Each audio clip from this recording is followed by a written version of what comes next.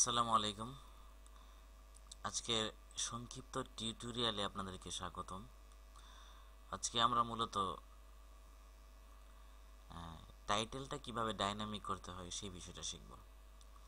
এখানে খেয়াল করুন, আমরা আমাদের হোম পেজে যাচ্ছি। আমাদের টাইটেলটা দেওয়া আছে ফ্রিপোর্ট বাই এফসিটি। ব্লগে যাচ্ছি, আমাদের ব্লগ কন্টেন্ট চেঞ্জ হচ্ছে, বাট আমাদের টাইটেলটা কিন্তু ফ্রিপোর্ট বাই এফসিটি। এবং ফটোসে যাচ্ছি, ঠিক সেম আগের মতোই থাকছে। তো আমাদের ডাইনামিক পেজে কিন্তু এরকম থাকবে না। আমাদের প্রত্যেকটা পেজে আলাদা আলাদা পেজে আমাদের আলাদা আলাদা টাইটেল শো করবে। তো সেটা যদি আমরা করতে চাই, তো আমাদের যেটা করতে হবে, আমরা ধরুন আমরা আমাদের হোম পেজে যাচ্ছি। তো তার জন্য আমাদের এখানে এই যে মাস্টার পেজে, আমাদের মাস্টার পেজে একটু কাজ করতে হবে। আমাদের টাইটেল যেখানে আছে সেখানে আমাদের একটু একটা পিএইচপি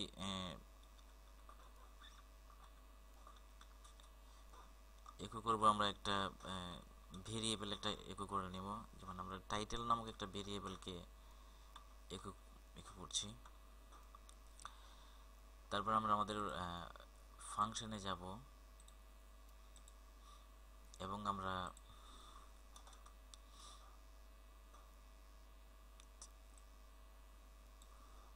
এখানে আমরা আমাদের ডাটা এর একটা ইন্ডেক্স নেব এবং সেটা ইন্ডেক্সটার নামটা হবে আমাদের ভেরিয়েবল নেম টাইটেল। এবং আমরা আমাদের এখানে আমরা আমাদের টাইটেলটা দিব, যেহেতু আমাদের এটা ব্লগ ডিসপ্লে। তো আমরা এটা প্রত্যেকটা ইয়াতেই কল করে দিয়ে আসি। আমাদের প্রত্যেকটা পেজই এটা কল করতে হবে। আমাদের প্রত্যেকটা পেজে টাইটেলে চেঞ্জ হবে। আমরা যদি হোম পেজে থাকি তাহলে আমাদের টাইটেল হবে হোম। আমরা যদি আমাদের ব্লগ পেজে থাকি তাহলে আমাদের টাইটেল হবে ব্লগ। এবং আমরা যদি ফটোজে থাকি তাহলে আমাদের টাইটেলটা হবে ফটোজ।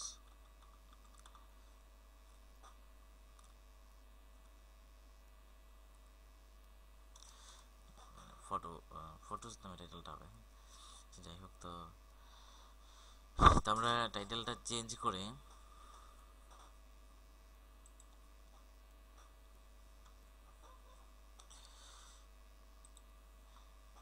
যদি এবার আমাদের পেজটাকে আমরা খেয়াল করি, আমরা আমাদের পেজটাকে রিলোড করলাম। খেয়াল করেন, এবার পেজটা রিলোড করা মাত্র কিন্তু আমাদের টাইটেলটা কিন্তু আর এখন আর ফ্রিপোর্ট এফসিপিটি নেই, হোম পেজ। যেহেতু আমরা হোম পেজে আছি, ওয়েলকাম ইন্ডেক্স পেজ মানে আমাদের হোম পেজ। তো আমাদের হোম পেজটা কি, হোম পেজে ক্লিক করলাম হোম, দেন আমরা ব্লগে ক্লিক করলাম ব্লগ, ফটোজে ক্লিক করলাম ফটোজ। অর্থাৎ আমাদের টাইটেলটা কিন্তু এখন ডায়নামিক। আমরা যে পেজে যাচ্ছি সেটা আমরা আমাদের টাইটেল থেকে বুঝতে পারতেছি যে আমরা আমাদের কোন পেজে আছি। তো ধন্যবাদ সবাইকে আজকের সংক্ষিপ্ত টিউটোরিয়ালে। আগামী টিউটোরিয়াল আমন্ত্রণ জানিয়ে আজকের মতো